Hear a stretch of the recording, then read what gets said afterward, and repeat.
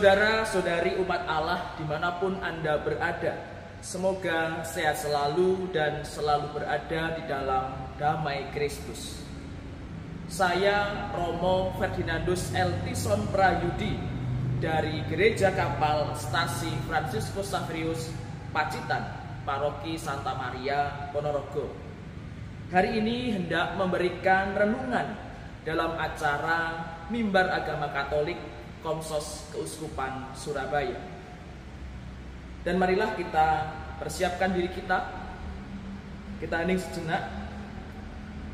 Dan hari ini kita hendak membaca dari Injil Minggu Biasa ke-32. Injil Lukas bab 20 ayat 27 dan 34 sampai 38. Pada suatu ketika datanglah kepada Yesus beberapa orang Saduki yang tidak mengakui adanya kebangkitan. Mereka bertanya, "Guru, Musa menuliskan perintah ini untuk kita.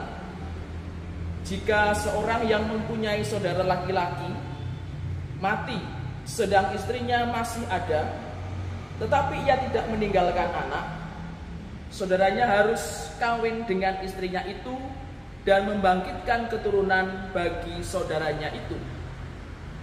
Adalah 7 orang bersaudara. Yang pertama kawin dengan seorang perempuan lalu mati dengan tidak meninggalkan anak. Lalu perempuan itu dikawini oleh yang kedua dan oleh yang ketiga, dan demikianlah berturut-turut oleh ke-7 saudara itu. Mereka semuanya mati dengan tidak meninggalkan anak. Akhirnya perempuan itu pun mati. Bagaimana sekarang dengan perempuan itu?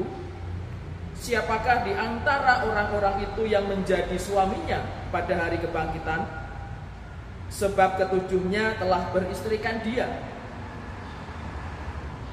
Jawab Yesus kepada mereka, "Orang-orang dunia ini kawin dan dikawinkan, tetapi mereka yang dianggap layak untuk mendapat bagian dalam dunia yang lain dan dalam kebangkitan dari antara orang mati tidak kawin dan tidak dikawinkan.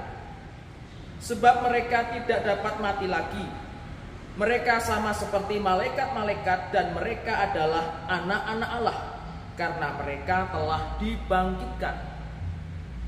Tentang bangkitnya orang-orang mati, Musa telah memberitahukannya dalam nas tentang semak duri, di mana Tuhan disebut Allah Abraham, Allah Ishak, dan Allah Yakub.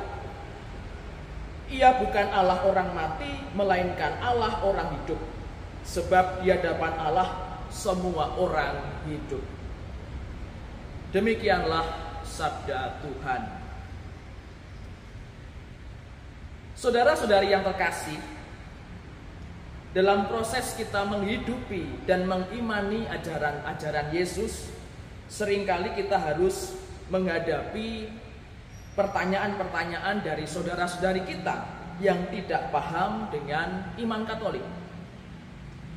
Mereka dengan mudahnya membaca kitab suci kita dan merasa mengerti, lalu menyusun beragam pendapat yang kadang dibuat-buat.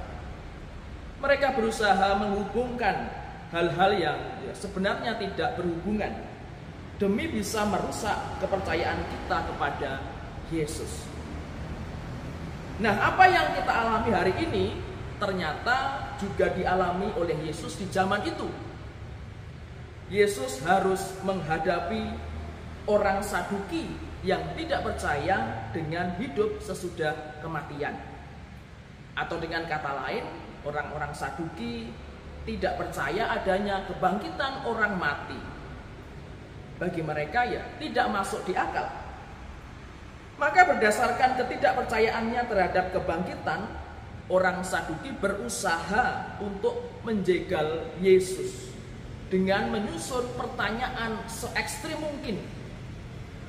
Pertanyaannya adalah, bagaimana status perkawinan seorang perempuan yang sudah menikah 7 kali dengan orang laki-laki yang bersaudara 7 orang dan tidak dikaruniai anak?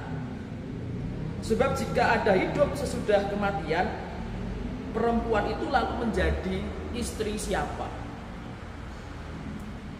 Yesus selalu memberi penegasan bahwa urusan kawin dan dikawinkan itu adalah persoalan orang yang masih hidup di dunia ini. Tetapi di alam kebangkitan, orang tidak lagi kawin dan dikawinkan.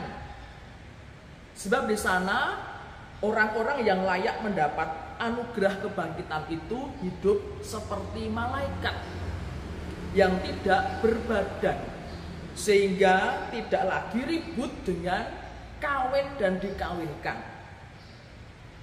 Urusan kawin dan dikawinkan itu hanya untuk orang yang masih hidup, yang memiliki badan di dunia ini, yang masih terikat dengan waktu.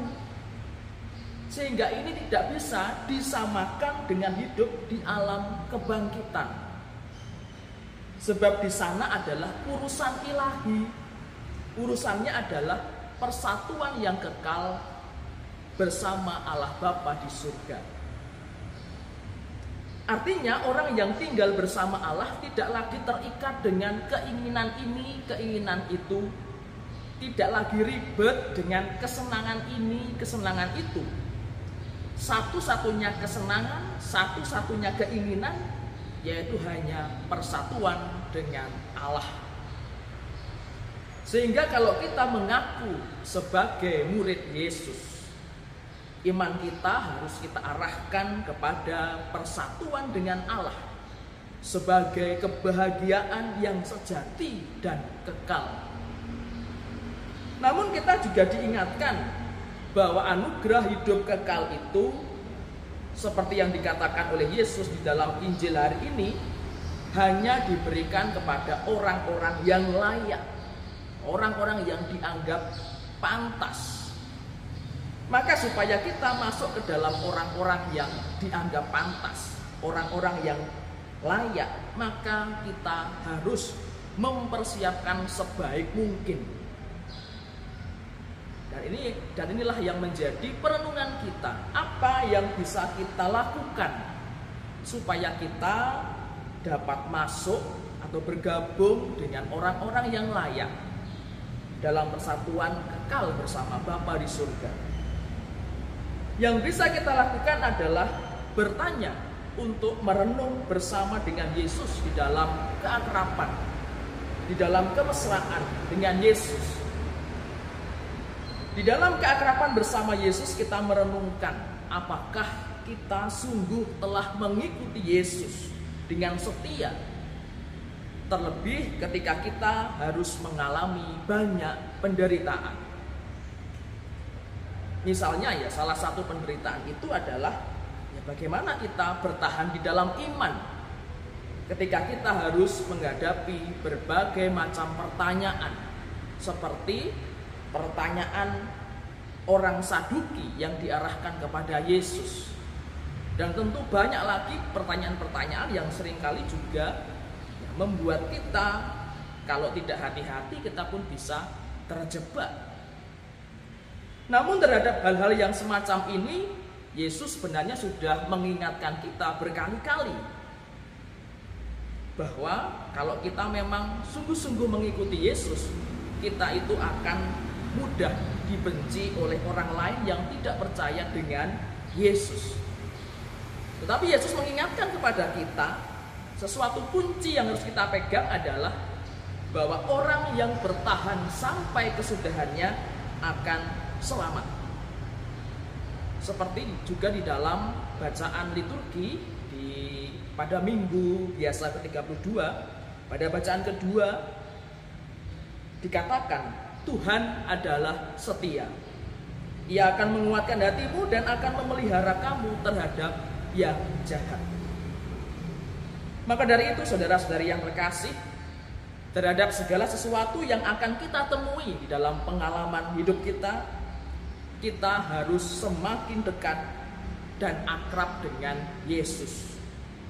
Maka cara yang tepat untuk dekat dengan Yesus adalah merayakan Ekaristi. Dengan Ekaristi kita diajak untuk menimba kekuatan dari Yesus.